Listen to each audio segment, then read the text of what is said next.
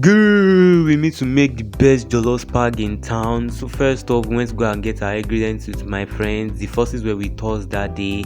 So that's how we were gisting about the olden days biscuit and how cheap and sweet they were.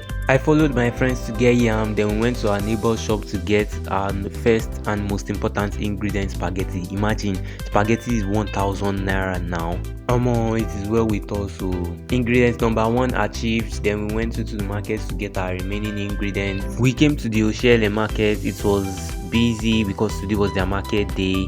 I held my list tight so I will not go and overspend. Our first order of business was pomo. You don't actually know it, but finding the right pomo is a sport. Then we had not even started anything and my videographer was already tired of me. So we went to get some fish that we'll be using. Before I knew it, money was already finishing in my hand. What did I buy now?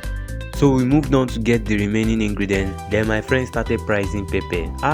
My friend, we got to our favorite pepper seller in the whole Oshiele market, and to be frank with you, we were not disappointed with what we got. At a point, the smell of the pepper was already getting to me, but I just had to be a man. We went ahead to get some potatoes. By the way, potato yam porridge part 2 is coming up soon.